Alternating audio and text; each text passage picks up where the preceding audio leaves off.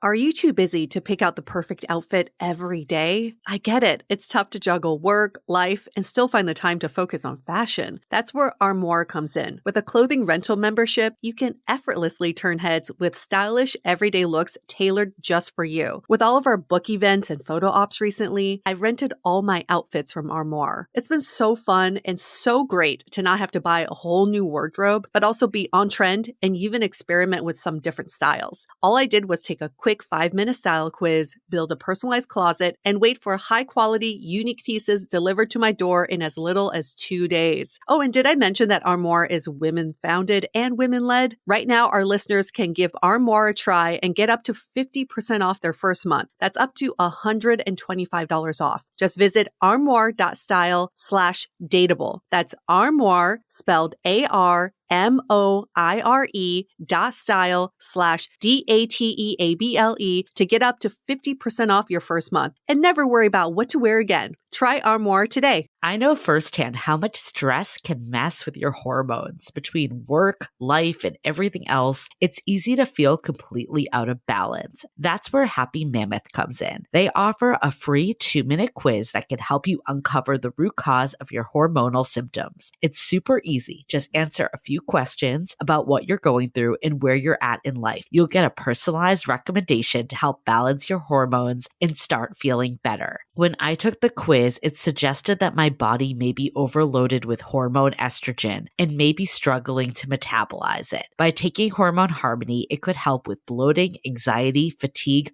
overwhelm, and so much more. With over 40,000 5-star reviews and a bottle selling every 24 seconds, the results speak for themselves. So if you're ready to start feeling like yourself again, head over to happymammoth.com and take their free 2-minute hormone quiz today to find the ultimate answers to your stubborn hormonal issues. And for a limited time, you could also get 15% off your entire first order with our code DATEABLE at checkout. That's happymammoth.com and use the code DATEABLE for 15% off today. Hi, I'm Yue Xu. And I'm Julie Krafchick. We're active daters turned dating insiders. Here to dive into everything modern dating and relationships. Welcome to Dateable.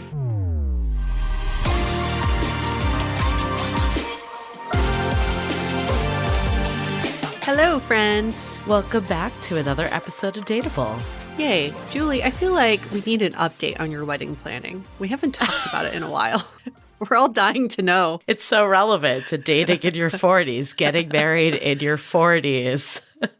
You know, actually, I feel like things are pretty under control. Great. I feel like we're in good shape. It's coming up. I know. like we're almost in summer. I know. It's crazy. 4 months out. May, job. June, July, August. Yeah, 4 months out. So invites are going out. You seem very chill and calm about it. Yeah, I mean, I feel like I have just been getting like a slew of wedding TikTok come through. I don't know what I clicked that put me into the algorithm, but I'm just getting all these ones about like all these ideas and things you need to do. And I'm just like, why is any of this necessary? It's not. It's really not. And I'm sorry, I'm going to offend someone with this. I know I'm going to offend someone, but I'm going to say it anyways. I think there is nothing cringier to me than like the bride and groom and bridesmaids and groomsmen like doing like coordinated dances in. And maybe you'll take offense because I know you love dancing. And sorry, Yue, you don't get to do a dance. This is my nice way of telling you. I only think it's acceptable if everybody's a good dancer. That's how I feel. That's like I'm the dance snob in this. And I think it's very cringe when people can't dance and then they try to do the coordinated dance. Yeah. I think it's cringe even if you are a really good dancer. And I stand by it. And that's my, I know I'm going to offend someone to take. Sure. I think so too. But I did watch the wedding dance video of 2 like professional dancers. And it was like a Beyonce concert. It literally was like, oh my God, I would so be into this. But both people were professional dancers. So this is why I don't like it. I think like you actually made me able to verbalize it, is that it feels very performative. Like you said, I'm like watching a performance. I feel like to me, I want to just like enjoy the day with my friends and family and like not be like performing at my wedding. And I know like sometimes you are and there is a thing, but I just don't want that.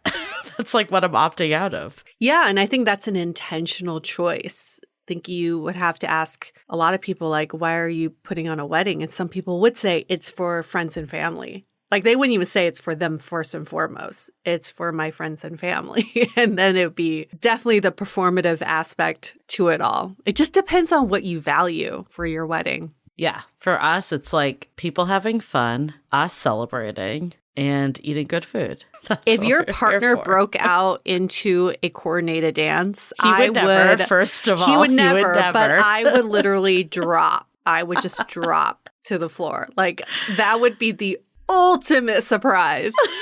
He's not like, going to. Sorry. He's like, I've been secretly taking dance lessons. He's doing flips. I don't know. I did talk to like a friend about this, and she was like, oh, it's kind of like fun to do leading up. And I see that side of it. And I see that it's like your moment. And again, I feel bad. I feel like I'm being judgmental, but I'm trying not to be judgmental. If that's your jam, do it. But for me, it's just not mine. Maybe that's a better way to put it. Yeah, I agree. I think like everything we do is going to be someone else's cringe. That's what I've learned. Totally. And like something you do for your wedding, someone else would be like, I would never do that. I would never use white napkins at a wedding, whatever. But that's why it's your wedding and you got to do it your way. But yes, I've seen plenty of cringe-worthy coordinated dances. It's only cringe if you don't know the bride and groom that well. Like, I've been a +1 to these weddings so that you don't even think it's funny. It's just like, this is so cringe. But I guess if you know them well and it's like an inside joke or you think this is so out of character, it's kind of fun. I think I don't like them because I've had to partake in them before. Yeah, and it always feels really awkward to me, and I feel cringe doing it. That's annoying to make other people be part of it, right? Because not everybody wants to do that. So have you been working on your officiant speech already? Yeah, it's a coordinated dance. You do have some coordinated steps in this. You're like, all of mine is nonverbal. It's all through dance. It's interpretive dance with your maid of honor rapping.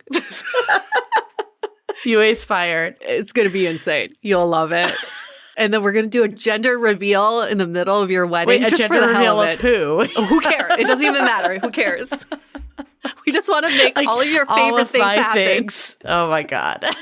No, I'm glad that the wedding planning is going well. You just seem like you had it under control. Really impressive. Yeah, I think this is something I'm actually good at, is just like taking tasks and just doing them. And that's probably why I've been in charge of people's bachelorette parties in the past, because I can just do it. It's like not difficult for me. And like there's a lot of stuff that's difficult for me. So I'm not saying this like I have it all figured out, but this is one area that I'm like, I am able to just do it and move. Yeah. And I have no qualms about like following up with people or pushing. And I think other people too. Like my partner would not want to do any of this. And like he is definitely there. He like I've heard there's some grooms that like don't even come to any of like the meetings and like they're really hands off. He's definitely not like that. But I'm like leading, like getting stuff done kind of For thing. sure. Yeah. Your fiance is very into the food. He has opinions on things and music. Yes. He definitely has things that he has opinions on. I feel like we've been really in sync too, like on our opinions, which has been good. That's good. Yeah, you don't want someone being like, I want 90s hip hop, and the other one's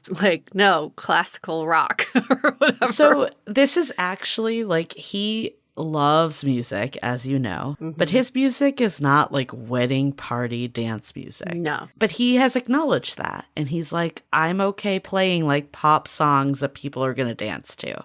So we'll find a place for some of the songs. We are going to have the guitarist at the wedding, which will like the ceremony, which will be really nice. And then at like cocktail hour, but like at the actual, like when it's time to dance, like, you know, when the dance floor clears is when people don't know the songs. So you gotta stay a little popular, but no chicken dance.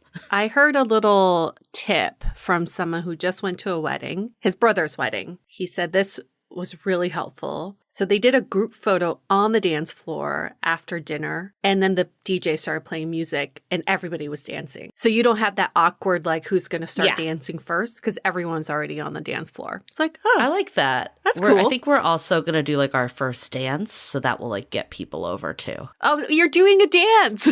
So we are doing a dance. We are doing a first dance. We're just not like coordinating it and taking lessons or anything like that. We're going to just stand there and sway. And my dad wants to do a dance. His mom wants to do a dance. Oh, that's cute. So we'll force people to come over and watch that way. Oh, that's cute. This is related to our topic today because things are different when you get married in your 40s and when you start dating in your 40s, because I will say every wedding I went to of people who were in their 20s, their weddings were all the same, because I think at that age, you don't really know what you want. You've just seen what you've seen and you just replicate. But as we do get older, the weddings become more bespoke because you develop more of a personal taste. So that's kind of one of the benefits. It's like you get to have a wedding that's very unique to you. I also feel like, I don't know, our venue, you could have extended it, but it ends at 10. And we're like, we're okay with that. Yeah, 10's good. In our 40s. In our 20s, we would have been like, wait, we're ending at 10? I know. So that's a key difference. I think the other difference is just partying in general. Like, obviously, I want people to have fun and dance if they want to. But, like, if people aren't, like, all on the dance floor, like, I don't care. I think people will be just because there's a crew that likes to dance that will be there. So I think it will happen. But it's not like, oh, my God, everyone must be like on the dance floor for hours on end, or it's a bad wedding. Like, I don't care. Yeah, because you care more about the food. And I also do think the food quality gets better with age. Well, that too. Clearly, that is important to us. We love fine dining and like eating well. And UA came to the caterer meals, so you got a taste. And we were really happy with this caterer. And I think for us, like, we're like, this is where we want to put more money. And everyone needs to like find what works for them. But like for us, that was a big piece. The older you get, your priorities change. That might be a good way to put it. Yeah. Where you spend your money changes. All the wedding food I had when I was younger was awful, terrible. But I didn't care because I was like, I'm here to drink. I'm here for the open bar. Right. Totally different than now. And now everyone's like, I don't even drink anymore. Yeah.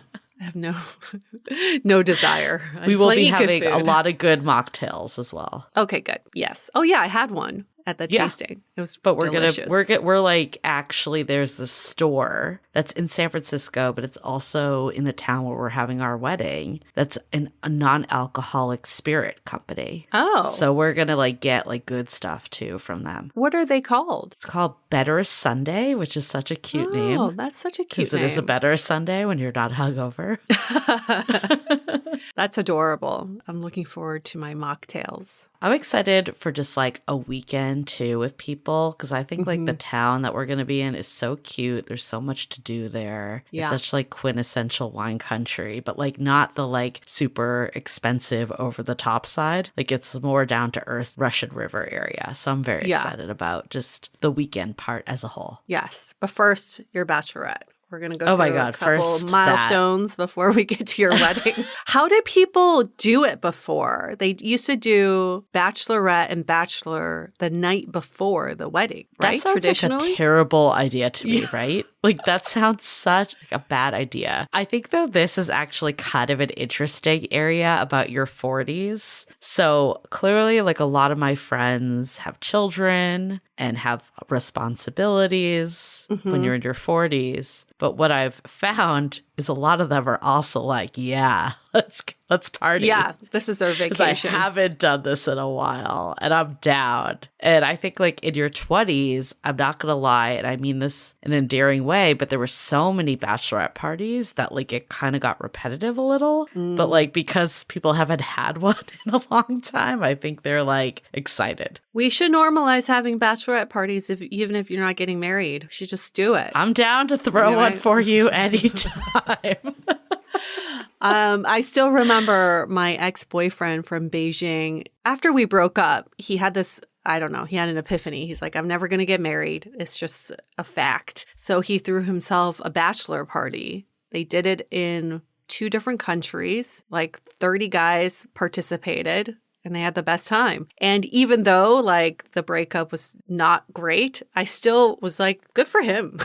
Yeah. You know, I think that's really fun. Go celebrate yourself. Go celebrate your forever bachelorhood. I think another key difference of maybe getting married in my 40s is I'm definitely excited about the party and all that. Don't get me wrong. But I think I'm more like, I just want to be like, I want our marriage to start. I want this life to like start and be built. And like, I think I'm almost like a little more even excited for the ceremony than the actual reception. Like there's something to me that feels very like romantic around the ceremony. And I love this idea. I think this is the part that got me on board with weddings, because initially I was like, I don't even want to have a wedding, just, you know, get married and whatever. But I do love that this is like really the only time in your life that like your friends and family come together from like all different parts. Well, and funerals, yes. In a happy way.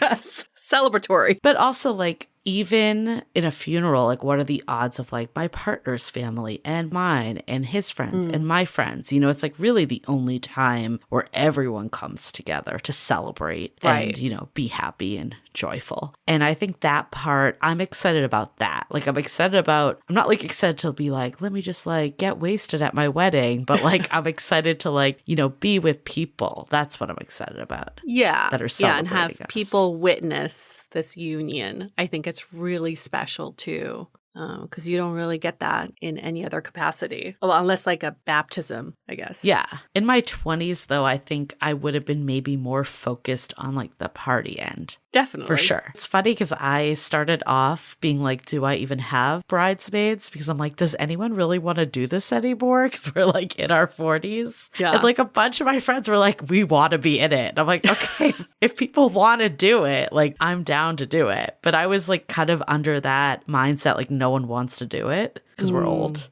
But I don't know.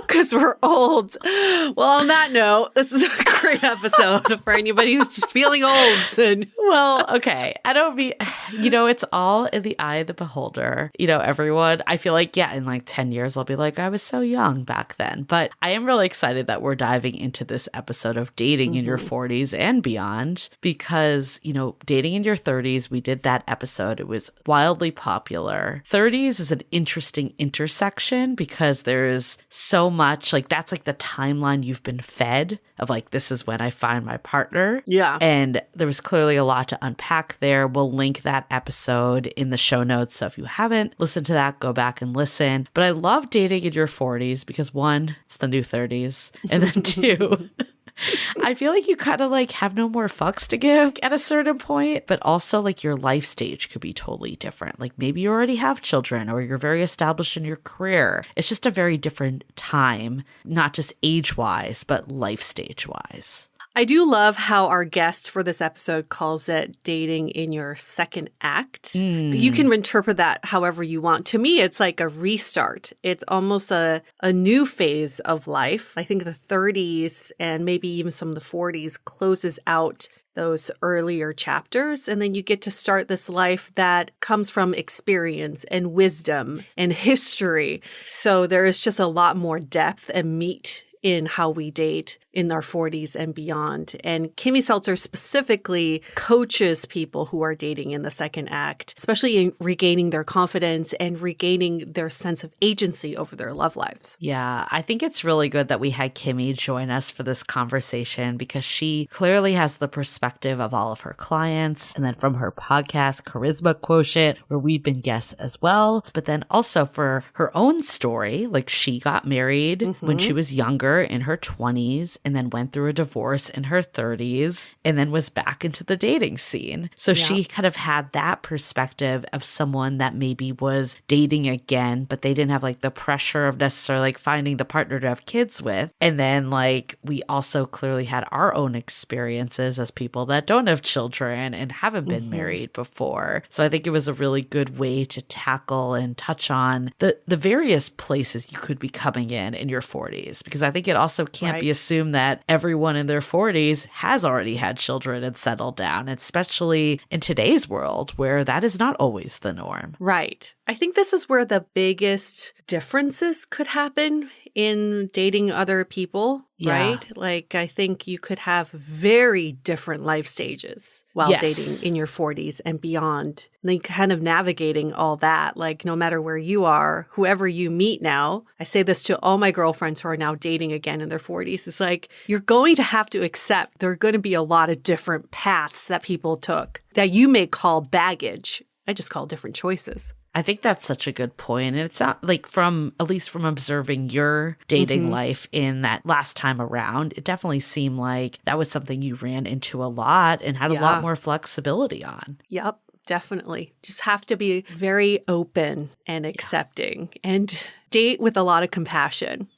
From now on. And we'll get into all of the differences in this episode. There's so many. There's such an interesting topic and perspective, whether you're in your 40s or maybe you're not even in your 40s yet, but you want to see what has to come. The best is always to come. And then we also talk about beyond your 40s too. So if you're like, okay, I'm beyond, we got you. We got you covered as well. And of course, while you're thinking about dating your 40s or 30s or 20s or whatever decade you're in, our book, How to Be Dateable, addresses every stage of dating, no matter what life stage you're in, and will help you navigate through all the ups and downs that dating can present you. So you can find our book at howtobedateable.com if you haven't yet. Best place is to download the audiobook, but also get the hardcover because you want the companion book.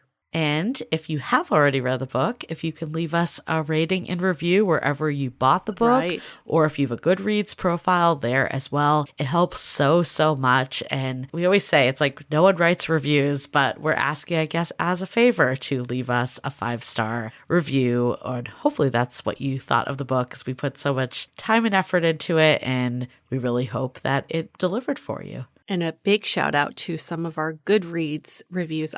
Julie, I finally got around to reading them the other day. I was like, I'm going to work up enough confidence to read these reviews. And I was pleasantly surprised. A lot of those reviews are not from people who know us from the podcast. And they found the book surprisingly deep and insightful, which is always great. Really, really shout out to all those reviewers. Thank you for liking our book and giving us a review. And we were warned from our publisher too, an agent, that people can get nasty on Goodreads, even if they've never read the book. So we're glad that hasn't happened. And if it comes, hopefully your good review will counter any of those.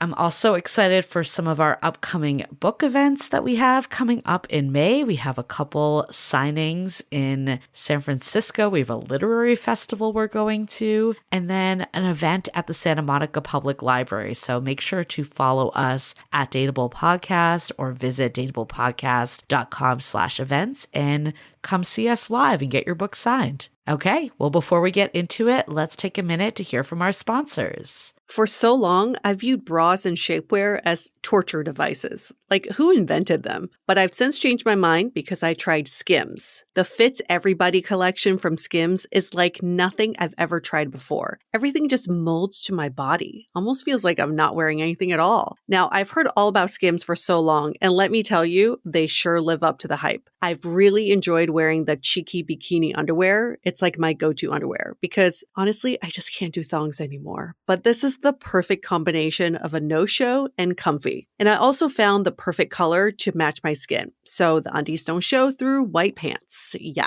finally. Shop Skims Ultimate Bra Collection and more at skims.com and Skims LA flagship on Sunset Boulevard. After you place your order, be sure to let them know we sent you. Select podcast in the survey and be sure to select our show, Dateable, in the drop-down menu that follows. April is Earth Month. If there is one thing I've learned, it's that quality is sustainability. Think about it. When you invest in well-made, durable products, you're not just buying something that lasts longer. You're keeping waste out of landfills and reducing the need for constant replacements. That's exactly why I love Avocado Green Mattress. Avocado mattresses are crafted with the highest quality certified organic materials and expert craftsmanship. They're also climate neutral certified, meaning every purchase helps reduce carbon emissions and supports a healthier planet. Avocado mattresses offer easy financing options with Affirm, sleep trials up to 1 year, and generous warranties for your peace of mind. The best part is that you can try before you buy. You can visit one of their retail stores or premier retail partners to experience the comfort firsthand. Head to avocadomattress.com today and save up to 10% on certified organic mattresses. Dream of better for you and the planet.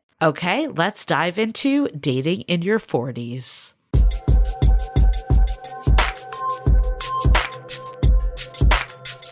All right, welcome back, Kimmy Seltzer, to our podcast. We have not talked to you in a while, but it was a fun time when we talked to you last time. I know. We were all trying to figure out how to date during the pandemic, and now we're all trying to figure out how to date post-pandemic. Yep, it's always something, but we're so excited to have you back. Second-time guest over here. You had a crowd favorite before. And, you know, we had this super popular episode a couple seasons ago, dating in your 30s. So we wanted to go into dating in your 40s and beyond. And we thought, you know, Kimmy Seltzer is the perfect person because of your own experiences and all the people you coach. I'm so glad we're talking about it. Well, let's just give everybody a refresher. Tell us your backstory again. What was that journey going from divorce to moving to LA and starting all over? Yeah, I'm glad that we're refreshing my story. And, you know, and even if you've listened to my story, I always invite people to listen again because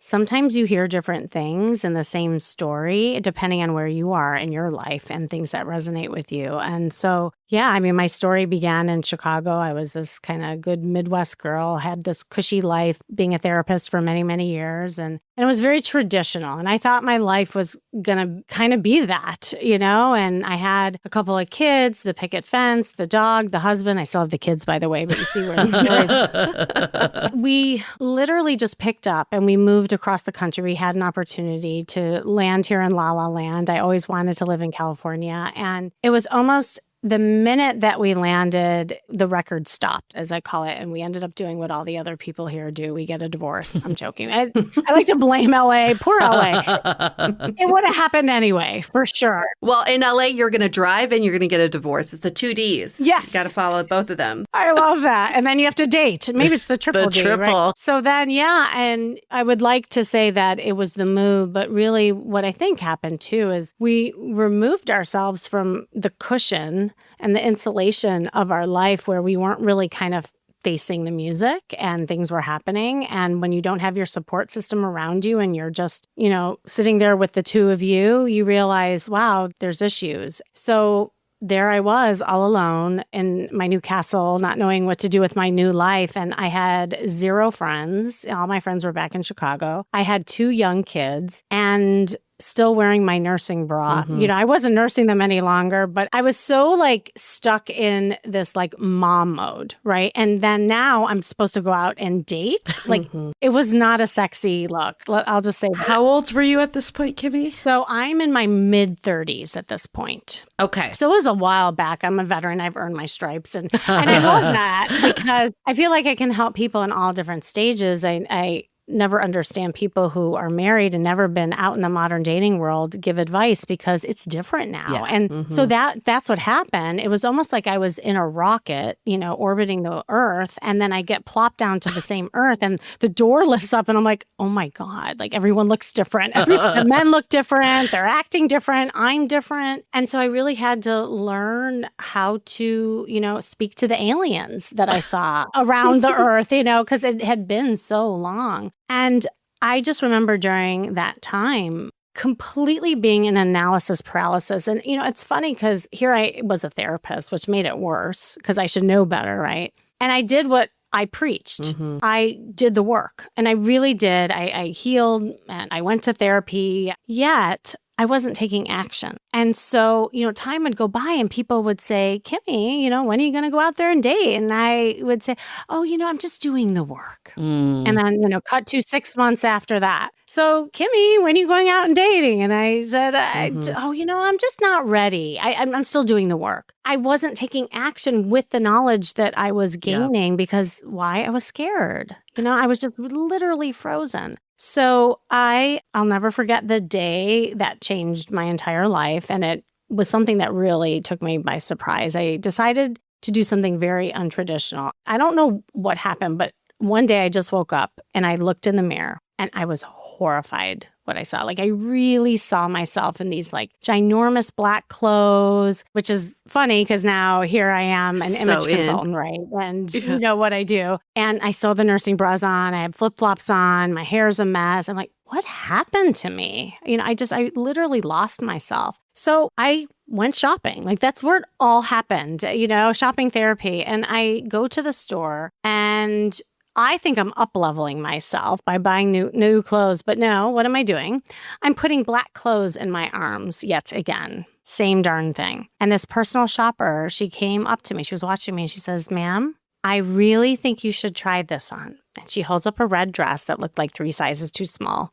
And I said, that's very sweet of you, but that's not my size. And that's certainly not my color. She says, honey, that is your size. That is your color. Try it on. Just like that.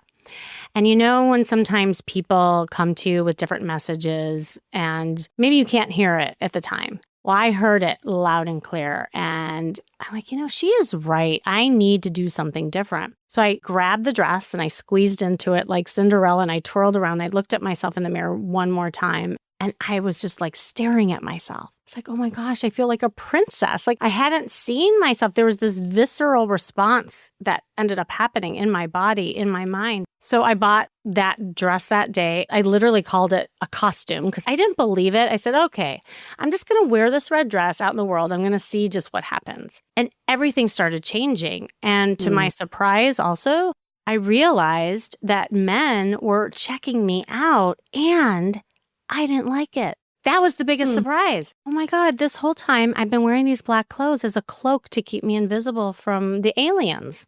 And it was all fear-based. And I think that's one of the things about dating in the second act is that you have a new identity than you did, way back in your 20s. That's where everything kind of started. And I realized there was a symbiotic relationship between the outer and the inner when it comes to confidence, that it's not superficial, that how we carry ourselves, how we market ourselves, that creates opportunity for people to get to know us. Otherwise, love could pass you by if you don't put yourself out there. And that's where it all started. And so now I flipped the script. As a therapist, I used to work from the inside out. Now I work from the outside in. And that's where my whole charisma quotient formula came about, which is the name of my podcast. Okay, so much to unpack here. A lot. This is how Kimmy gets her mojo back. So you said that you were mid-30s or around that when you got divorced. How many years did it take to kind of get back into things? And then what were some of the biggest challenges you had once you started dating? I always tell people, when I work with people, especially who are getting back out there after a long relationship, whether, you've had a death of a spouse or a divorce or never been married, it takes a minute to really get yourself back. And in that first year, you asked how long? As a therapist, I would tell you, intellectually, we know that it takes at least half the lifetime of a relationship to really heal. But that doesn't mean that you're not ready to get back out there. That first year was a fog, I will say. And I remember just almost numbing out. I see people who come to me in that first year and I'm like, oh, they're freshmen. They just haven't gone through it yet. They're not even freshmen. They're almost in kindergarten. And it's a wonderful place to be because that's the era where you can really practice getting your mojo back. That's when the makeovers happen, That's when you can start, gaining a social circle with other single people. That's so crucial for your journey. That's when you can work on talking to the aliens, the opposite sex that maybe you haven't done in a very long time. You don't have to shut down your life or not date. So if you're listening and you had a fling with maybe a younger rock star musician, that's totally normal. I did. I full disclosure, I did that. Oh, when do I get mine? Oh my God, that sounds fun. Well, I feel like you had yours in Greece. Yeah, he was younger, but not a rock star. I'm really holding on to the rock star part. And then I started dating a lot of rock stars. I think I was trying to get that out of my system and it helped me feel like young and sexy. And I'm like, okay, now I need a little more stability. And then I went through, so you go through different phases. And I will say that it depends also how long you were with that other person and also how nasty the divorce is or how hard the death was. We all go through different journeys. And that's why I'm very careful when I talk about this because there's no cookie cutter approach, really. Like it's not one size fits all. It's really looking at people and their journey and the things that they need to work on moving forward in this part of their life. So one of the things we talked about in our Dating in Your 30s episode was, the biological clock and how challenging that can be when you're in your 30s and then just feeling like, limited time is left. And I know it's all subjective because obviously we're talking about decades later at this point too. I'm curious for you, because you this is, I guess, why it's never like a universal age. Totally. Because you're clearly, when you were dating in your late 30s, you already had children, you were in a different second act coming out of a divorce. I guess, what were some of the noticeable things that you saw from 30s to 40s from your experience? And then also with your clients, does that pressure lift a little? Yeah, it's so interesting because I was saying to one of my clients recently that there's different issues and challenges that come with each decade too. Mm-hmm. People who are dating in their 20s have very different expectations and also visions of themselves than people who are in their 40s, 50s, 60s. But that sweet spot, you're right, the 30s to 40s, I feel like is one of the bridges, to kind of getting to the the other side, so to speak. Oh my goodness.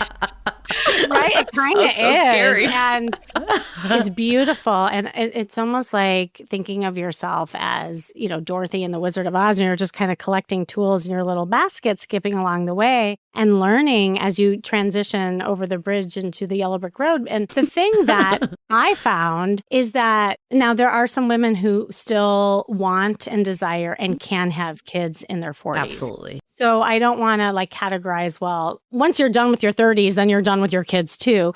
But there is from the late 30s to the early 40s, kind of you're finishing that vision possibly, or you're possibly looking to adopt, or you're possibly looking to marry or find somebody who has kids. So that's interesting. So I think the sense of family is really strong during that transition. And people are dealing with juggling kids and the desire to want kids and also date at the same time. And that's a hard part, I think, in that era, so to speak. And that's why I say it's so beautiful when you get to the other side of nearing maybe 50, because that part's a little bit more settled and the children are older and they're more independent. You don't have to divide your time as much. And your career is a little more settled as well. So as a person, you're more settled. Hopefully, that's not everybody. Again, we live in a day and an age where we can just reinvent ourselves constantly, which is beautiful part of our era. I find that one of the hardships, though, then when you get to the other side of, say, 50, now people get set in their own ways, right? Because more time goes by. And so now renegotiating and compromising things that you're really settled with, not so easy. So you have to figure out okay, I kind of like my bed and sleeping by myself. I kind of like having my own bathroom, and vanity mirror. I'm already there. You're ahead of your time, anyway. We've heard too about 60s and 70s of people, are you a nurse or a purse type of thing? When you're dating, I don't know if you've heard stuff like that. Come on. Oh, yeah. Oh, yes. Actually, at my retreat, I would say more women in their 60s were there. That was probably the larger population. And so good news, bad news about 60s is that, people who are taking care of themselves look amazing and they feel great and they want to go do things. And then trying to find a partner that matches their health and their energy is, it's hard. Yeah. People are all over the place. And then there's things that you just can't predict that might happen. And then you have also grandkids now coming into the mix. So now we have a new generation of kids that they want to spend time with. They're not willing to leave their family for. That's what happened with the Golden Bachelor, if you remember. Right. They claimed that was the issue. There were other issues, obviously. There was an article, and I can't quote the article that I read, but they said that the 60s is supposed to be the best years of people's lives. Oh my gosh. Great. We have something to look forward to. I'm so excited. I know. I'm like, okay, well, that's right. It gives me something to look forward to. But why? You have the resources, mostly financially you're stable. People are usually in pretty good health. You have more freedom. But most of all, what they said is you're really settled in who you are. You just don't care anymore about things that we kind of care about as we're younger and we're getting to know ourselves. The insecurities go away. Yeah. We just don't put up with shit. You know what I mean? I love that because we pointed that out in our Dating in Your 30s episode, that's a benefit of, dating in your 30s versus 20s. You know yourself better. You have more meaningful conversations and dates and relationships. It's good to hear that it only goes up. It only goes up. It does. I think that you also gain more clarity on what you're looking for. I do find that as you reach late 30s to early 40s, a lot of women are reaching clarity on whether they really want kids or they want kids with a partner. And so many of my friends have chosen to have kids on their own. In fact, I heard this story about this woman who has a partner, but has chosen to have kids on her own that are separate from her partner because she still wants a kid on her own, despite whether she has a partner or not in her life. I think that's a whole new level of clarity that we just don't get in our 20s. But that's also so beautiful because you think about way back in the day, our grandparents' era, or even before that, there really was only just traditional roles and models for relationships. You just had you get married and that was it. There was no kind of exploration of what a relationship could look like. And that's, I think, a benefit to the modern dating world and especially later in life. And again, another benefit is that there's no timetable anymore when you get older. You can have whatever you want. You could have a situationship, right? You could have friends with benefit. You could have a travel buddy. And that, let me tell you, that's real. And a lot of people who come from divorce don't even want to get married again. Right. We see that very a lot. Common. Yeah. You don't need the contract anymore. And a lot of people are just kind of independent and happy with that. But they want a companion. They want a partner. And that can look like however you want as long as there's communication around it and it works for you. I think something Yue and I have noticed from our community, because we've noticed the exact same thing. There's a lot of people that are divorced and they're like, yep, I'm good. I don't need to get married again. But obviously they're still in the dateable community. So they want to find, companionship and partnership. And it doesn't need to necessarily be marriage per se. But I think one of the things that we've noticed too is the challenges that people in their 20s and 30s face. I mean, there's always nuance with age, but a lot of them are actually very similar despite your age. Definitely. I was talking to a client the other day, and this is very common. I'm sure you hear this too. It's oh, my town sucks. Oh, yeah. Everyone thinks their town's the worst. Their town is, or it's my age, or, oh, the guys, or, oh, the girl. Everybody. The truth of the matter is just dating's hard no matter where you are. Yes. It's what you do with your town. It's what you do as a woman. It's what you do and who you attract is what makes the difference. And that's what gets you the results because you can't change the people around you. All you can do is look at you and do something different that gets a different result. That's why I like doing dating plans with people. I don't know if you guys talk about this at all, but just business plans where we're putting things on the calendar that's very intentional to have people go out and just see the world a little bit differently. I don't know if I told this story last time. Did I ever tell you the story of the voodoo doll? No, that's a new one. No. Okay. Do tell. Sometimes I don't remember which story I've told on which podcast. But no, this highlights what we're talking about. So this woman calls me up. She was definitely I think maybe in her 50s, 60s. And she lived up in Montreal and she's like, Kimmy, you're my last hope. I'm like, well, already that was the problem. Yeah. I'm like, okay, no pressure, right? Okay. So I said, oh, so what's going on? She said, well, I've scoured the earth. I've dated literally every guy in this town. Oh my God. I have tried everything. I've gone on every dating app imaginable and they're just no good men. And she's like, help. Can you help me? And I just said, I'm not sure I can. And she's like, well, what do you mean? I heard that you can do miracles, like that you can really help people find love and blah, blah. I said, well, I can. However, if you continue to believe, and I believe that you believe there are no good men out there, I can't help you. Right. And here's the thing, we all get stuck in our beliefs and what we see. I said, but if you're willing to try some things that are different, because I can't change your town, I can't change all these things around you, but we can maybe look at some things that you're doing and not doing that might make a difference. She's like, okay. So she hires me. I said, look, before our first call, I want you to do one thing. I want you to simply go to work. She walked to work, and I just want you looking around and notice who's noticing you. She's like, well, I know everybody in this home. I said, I know what you're telling me, but this time I want you to look with a different pair of eyes as homework and just notice men who are noticing you. That's it. And then we'll have our first call. So she comes back on the first call. She's like, Kimmy, do you have a voodoo doll? I'm like, no, I don't have a voodoo doll. What happened? She's like, I can't believe what just happened this week. I did what you said. I was walking to work. I looked around. I saw this man sitting on the bench. He was really good looking, and he's looking at me. And we lock eyes. I don't know how he got me over there to talk to him, but we're talking and we're having the best time talking. And he asked for my number, and then he asked to go out with me. And Kimmy, I already went on a date with him. It was like the best date of my life.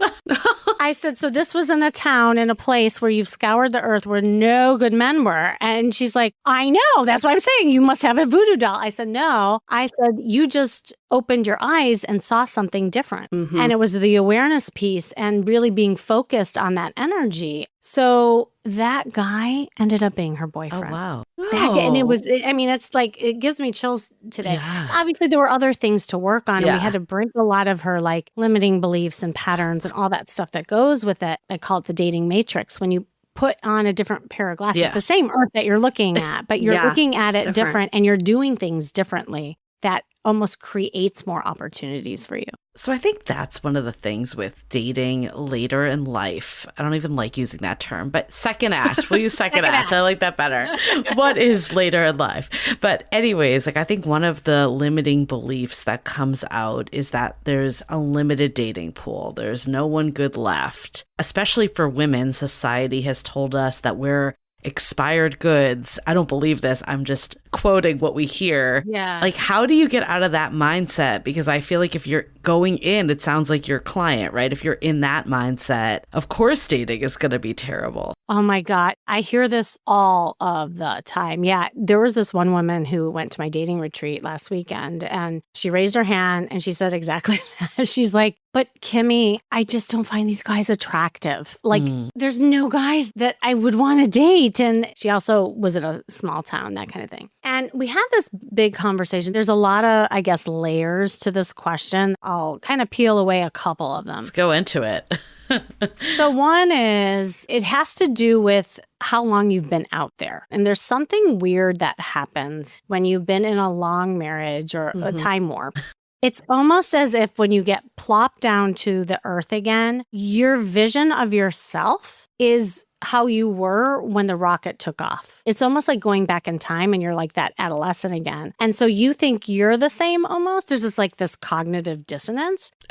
And then also you're looking for the men who looked like that in the 20s, you know? And so there's this kind of girls gone wild and boys will be boys kind of like stage that people go through. And so, yeah, like if you're in that stage, you kind of get caught up in the shiny object syndrome, you know? And so there's not maybe, you know, the hot guys or the hot women that you remember that you want for yourself. And it makes sense because you're looking to get your mojo back. You're almost this kid in the candy store. It's a normal thing that happens. So I will say that's the first thing is it depends on where you are in your growth and how much time has gone on. Now, as time goes on, you start maturing and then you realize there's other things that you get attracted to. There's other ways of connecting and other opportunities that you can have. But a lot of people are so closed off to that in the beginning because you're just a newbie. So what I'm telling people to do as you're getting back out there, like dating in real life and giving yourself chances, is just being in this open space where you're flirting and having fun with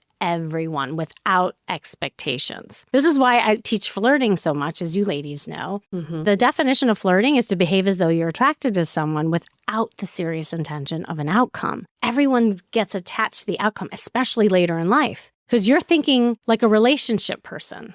That's the other cognitive dissonance. So that's the third layer. Most people, when we dated back in the day before we had apps, I don't know if you ladies even remember that. Of course. I'm like, I don't know, like, because you guys seem young, but we literally had to like dial that darn phone, pick up the heavy handle and call people, or we had to talk to Bob across the street or Betsy next door. Like, we didn't have choices. We had to cultivate things, and then we get into a relationship. We didn't have like a lot of like dating experiences. Right. So when we get back out there in the wild, we're looking for an ex-boyfriend or girlfriend. And that's never a good idea when you're trying to just like learn about yourself. So I always tell people, after you just like are in that reinvention stage, you're flirting, you're having fun, you're on the playground, as I call it, you're swinging on swings. And then you decide who you want to like move on with and have play dates with, but not marrying. So getting into the mindset of just dating without getting attached is the other thing. And it's all of that to say is why it feels like the pool is small, because people's expectations is a little bit different, later in life, which is different than like, when you're in your 20s. And then the other reality is just creating opportunities for yourself. This is why it's so important to get back out there, get into hobbies, passions that, you're interested in. Having a strong social life is really important, and having single friends, because most people who are coming out of a divorce or it's been a while have coupled friends. No offense to them, but they don't get it. They're nice people. They just don't get it. So you need to have that sexy energy of other single women and men so that you have more opportunity to just lift each other up and just go out there. I'm so glad you brought up attraction, because just like our taste in everything else in life, our taste in a potential partner should evolve as we age. I think a lot of daters get stuck on what they used to be attracted to, and we haven't really refined our taste. And just like your red dress story, if someone didn't ask you to try on that dress, you would have been stuck in the black clothes phase. It's the same thing with dating. It's like, don't you think we should just get out there and experiment, try on different kinds of people before we get so stuck on, well, I need to be attracted in this way? No, absolutely. Try on different people for sizes, and some have like low hanger appeal, and then you try it on, you're like, oh, actually, this kind of fits. Like, I like this. And then some look amazing on the hanger, and you try it on, you're like, oh, it doesn't fit me at all, and that's what you should really be doing. I do this thing with my clients. I call it data dating. And within the data dating, there's kind of these different things that I teach. And one of them is like a chemistry analysis, and just literally looking at different parts of chemistry and how that's important in the beginning stages versus also patterns that they had in the past. There's a woman who just kept getting attracted to narcissists that I was working with, and every guy she looked at, the chemistry, she was looking at more the physical, and she wasn't paying attention to the emotional chemistry. And I'm like, well, no wonder that's why you keep attracting narcissists, because the emotional EQ is not there. So her journey was to override that by looking at emotional triggers and learning how to express herself and seeing what guys really cared about her to build that to create attraction. She almost turned this guy away because he wasn't good looking enough. And I'm like, honey, your type isn't working for you. Try that on for size, and see. And she came back on the first day. She's like, that was the best date I've ever had. I've never even felt that way before. So when you are going back out there later in life, really what you're doing is dating yourself, especially because you have to get to know who you are. Again, you change over time. And maybe this is also an opportunity to break bad habits. Because if you're the people pleaser, or you're the person who's emotionally unavailable, or whatever that is, what a great time in your life to override those old habits, because you might attract something different with that. I want to dive into this even more, but before we do, let's take a quick break to hear from our partners. I mean, I think a lot of people are, what we've been describing, they've either come out of divorce, or maybe it was just a long relationship that wasn't marriage, but it's still in a way starting over and feeling like I need to regain that sense of self. What about the people that have just been dating for a long time? We said it before, there's no real age limits anymore. 40's the new 30, etc. So what if you've just been single and there's this mindset of, people cap their dating apps at 39. When I'm 40, I'm not going to get any matches anymore. What would you say to those types of people? I think it depends on your journey with yourself with that, because I think there's different reasons why people might be dating for a long time and not being in a committed situation. I guess that would be the first thing, is to understand and maybe work with someone on what are your patterns and what has been hard for you, because I worked with a lot of people who just keep dating because they have trust issues and they were traumatized as a kid or in a like narcissistic or abusive relationship. And they just keep dating because they're scared of getting attached and in another bad relationship. So that could be like one situation. Whatever your journey is, it's super important to unpack that, to understand what the pattern is or maybe what's blocking it or what your love shield is. But know that once you crack the code, it's never too late. You don't have to cap yourself at 39 on the apps. There's opportunity everywhere and anywhere. I think the name of the game is to diversify. I always say you have to diversify your dating portfolio like your financial portfolio. You can't just put all your stock in one thing. So if you're only going on the dating apps and nothing is happening, then you're numbing out and you're not really like exercising your social muscle. So everyone and anyone can learn it. It's a social skill. I mean, a lot of it is just relational. And we think so much of it is not a skill we need to learn, but more of a game we need to play. Because what we find with younger daters is that they're almost giving up on love. Yeah. And this is what we're calling the love crisis. And you've seen all the articles that have come out. People are tapping out on dating. Do you also find the same thing with Act 2 daters? Yes. And what I'll say is that the later daters don't even know how to date, if that makes sense. The later daters are more relationship oriented and maybe have had like a couple relationships in their life. I'm not saying all of it. There's been some people who had a rich dating life before they got married or whatever. They're more just scared, I think, and confused what the modern dating world even is. But what I will say, the good thing about our generation, I'm putting myself in this category, is that we learned the sense of courtship. We knew how to pace things out. There was a clear distinction of roles with the masculine and feminine energy. And so, like we kind of pick up that, and there's still that sense of courtship, which the younger generation has no clue what to do with that. They don't even know what courtship is. They hang out and they hook up, or they're friends with benefits, or all of a sudden they're in a relationship. Like there's no sense of earning each other. And I think that's been a really interesting distinction with the generations. I think that's what the people later in life are really interested in, is learning the skill of dating and flirting and pacing things out and understanding the apps and where to go. A lot of them are really getting into it. They're excited. They're like, wow, I've never done this before. There's a little like guilt that people have. It's like a guilty pleasure. Like, oh, that sounds fun. I always have free breakthrough calls, so if anybody wants to talk to me, and I ask people like, what is it that you want? And the later daters always say, well, I want a relationship that. I said, okay, what if I took away that for you? What if I said, you're not allowed to answer a relationship or boyfriend or girlfriend?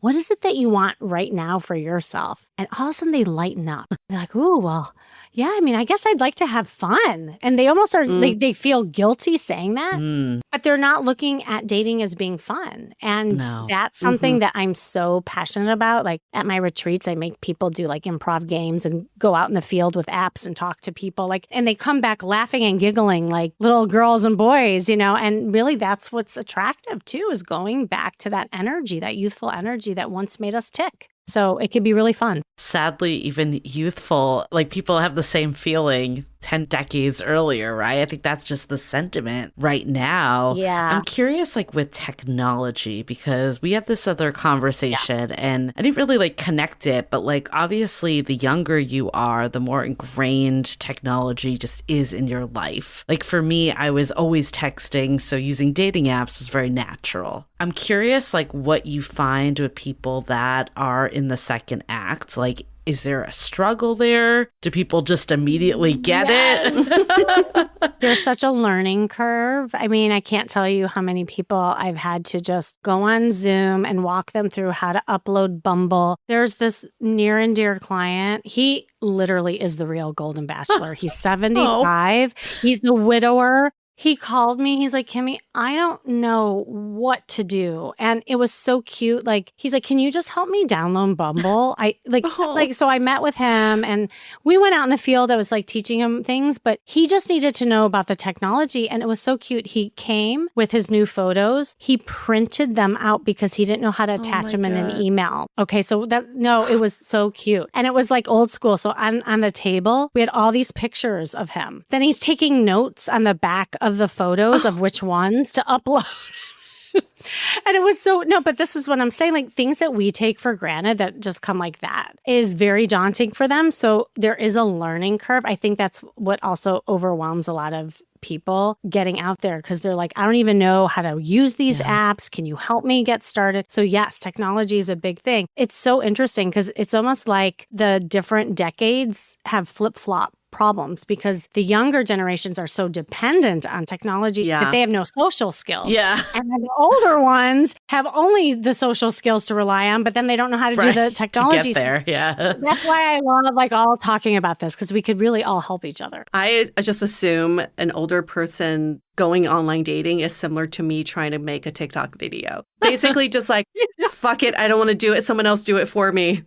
I think one of the things that we get a lot from people is how do I make time for dating when I have work, kids, like the whole thing. And I think even if you don't have children, the more time that goes on, you might be more established in your career or something might be pulling at your time. Like what's advice for people that are juggling all the things? Oof. Oh gosh, again, this could be a whole other podcast, right? And we're all, as a society, getting busier and busier too. Because if you think about it, technology is one of the biggest culprits of this. Yeah. We can now do a zillion things, multitask, get a lot more things done. So we're busier and we accept more projects. We accept things into our life. So it is so different than back in the day when we had like one job or even before, like when even women weren't working. And I think that's the first thing to take a look at. Are you just busy being busy, which a lot of my high achievers do because they'd rather spend time doing things that they feel confident in versus dating because that doesn't feel very, good. A lot of people that I've worked with have actually admitted that. They're like, I'm good at my job. I'm good at doing things. I feel better when I'm busy. But then they're not prioritizing dating or flirting because that's harder for them. Right. Or you're not seeing results. Correct. Which is like demotivating. Yeah. They get rewarded for doing a good job at work, but there's no reward with the failed attempts that they're trying, or not trying at all. So once that gets discovered, if you put like your social dating life as a priority, then you literally have to carve out time to do it. You have to be intentional. You have to put it on the calendar and make it as meaningful and as important as a business meeting is. Because a lot of people do that and let's say blue is their business, like their whole calendar's blue and then their social life is like a sliver of pink. Well, that's a problem. And so where can you put more of the pink? Like I'll tell people to put flirt time or organic time on their calendar. Every Wednesday from 5 to 6, you go to the Whole Foods store and you put on your shopping list, shopping for men or shopping for women, right? Like that is on your list, and you have to especially later in life, you have to be intentional and really take a look at also the strategy behind that too. So people will say, oh, I don't have time. I'll go to a bar and there's no one there. Well, maybe you went at a bad time. Maybe you went on a wrong day. Maybe you went to a bad place. You have to spend time really looking at where people are and also just being present. That's my final kind of say around this is that I think so many people are going a mile a minute.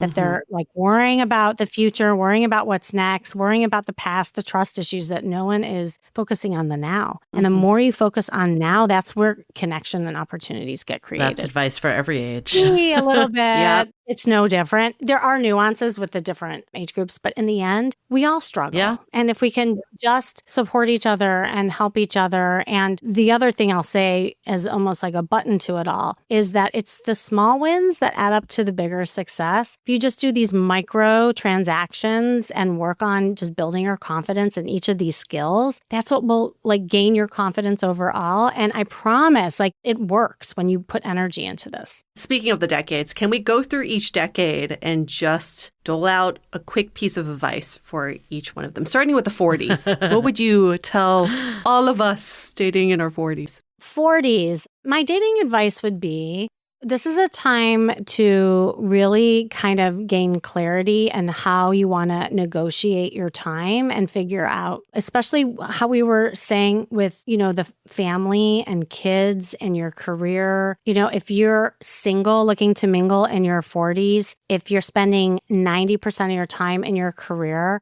just because it's easier, then what is your priority right now? Do you want to continue down this path? Because you're still young enough, you have your whole life ahead of you.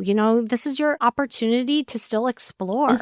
Definitely. There's a little still instability in your 40s. I know when I was younger, I thought by the time I was in my 40s, I was going to be set. I still found the 40s a little rocky, to be honest. I think, like we were talking about that, the bridge, I just think it's a time for renegotiation, looking at really what you want, prioritizing and all that.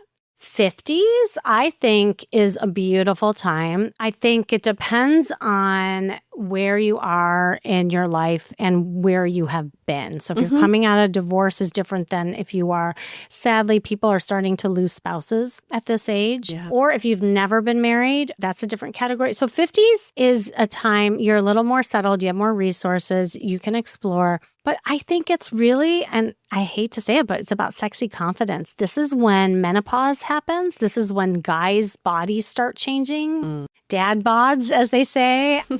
It's embracing where you are. It's getting your health in order because health also really influences the way you date. So now we're starting to get into those kind of issues, to start looking at. And I think if you really focus on seeing yourself as sexy, no matter what stage you're in, that's going to be the key to your dating success because a lot of that sexy confidence plummets in the 50s. I would say in the 60s, like we talked about, it is supposed to be the golden years, your best years of your life. But I think it's really being more open and let go of the rigidity because you're so set in your ways right now. I just find a lot of people just get very rigid and closed-minded and they're not open to new opportunities or even people, so people I think are vetting too hard. They have really high expectations of other people. And because they don't care and they don't necessarily need anybody, there's almost this laziness or laissez-faire type of attitude. Right. So you have to really decide what it is you want. This is the time to gain clarity. What is it that you want? Because there's that confusion again that happens in the 60s. 70s and beyond, I just think usually you could relax now too, and it's a time to just enjoy. Okay, I'm going to ask one last dumb question, but is there any truth to the nursing home thing that that's where the most active sex life is? Oh. I told you it's going to be a dumb question. I don't have the inside scoop on that, but I heard the same thing. I heard also the retirement community. They get it on. Honestly, if any producers are out there listening, that should be a reality show. That should be. How fun would that be? Watching people date. Yeah. I mean, screw the Golden Bachelor. We're in the... My God, the retirement. Yeah, we could come up with a really cool title for that. We'll brainstorm instead that of a mansion, you're in a retirement community. I mean, we don't have to rent a home. It's already there. Oh my God, that's right. They wouldn't have to rent the bachelor mansion and anymore. They would have the grounds. I love it.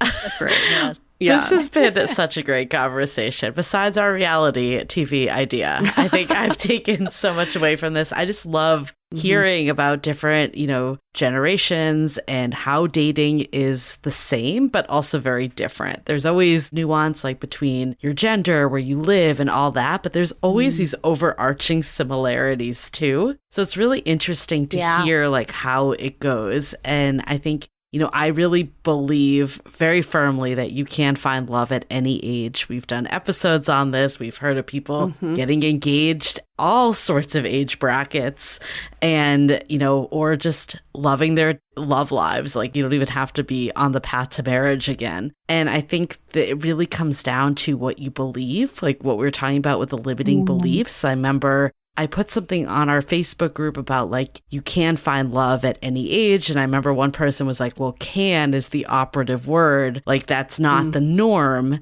And it's like, well, the fact that that was what was picked up on means that that's the belief that's out there. So it's hard because society has fed us so much BS about like age and how it's harder the older we get and all that. But like, how do we actually stay present? Like what you were saying, Kimmy, and look at our situation, the benefits. Like, we can't go back in time, whatever age we're at. So how do we embrace where we are and see, you know, the good that's with our age bracket and where we are dating? Beautiful. Beautiful summary. Of all the advice you gave, Kimmy, I didn't hear anything about game playing. And I think that's one major takeaway is as we get older, we break out of the games. And that's a great thing. We are becoming the main character in this love story. It's not about winning other people over or trying to win this dating game. It's about, what do I want? And it feels like you gain more clarity as life goes on.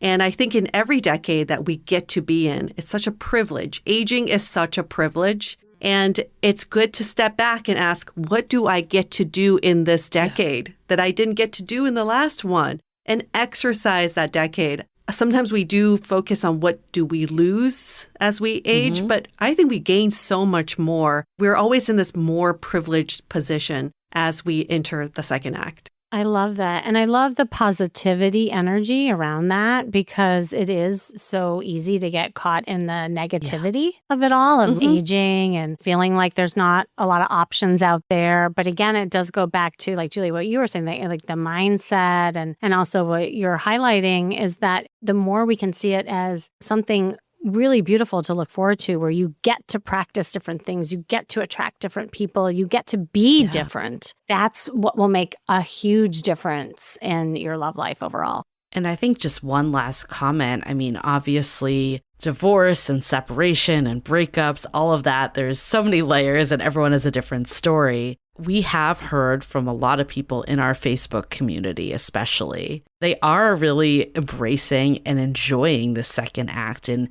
have different goals. Like, it's not all about like getting married again or being in a long-term relationship, but they still want love at the end of the day. So I think, of course, everyone is different, but we had another guest that we talked to last season about normalizing divorce. Like, if it comes to a point where it's not serving you anymore to be married to someone, in today's world, I actually think one of the biggest benefits is that people are coming in and out of the dating pool at all ages. Like, back in the day, it was not like that. It was more we have a choice. Yeah. And like, I think that's something that like kind of debunks that whole like, it's too late or there's no one out there still. You could be married to the love of your life and you could lose them. Like, there's so many reasons why you might end up dating again. So I think that's a reminder to all of us, even if you're in a relationship current day, there is a chance you will be dating in that second act. Like, that is a definite possibility, and it could be a good thing. It's not always a bad thing. Kimmy, if people want to find out more about you and how they can work with you, where can they find you? Yeah, obviously my podcast, The Charisma Quotient, and you can hear these ladies on my podcast quite a bit too. If you go to kimmyseltzer.com/now, that's KIMMYSELTZER/now. There's actually a landing page. I just made it really easy. You can take my flirt quiz if you want to know what kind of flirt you are.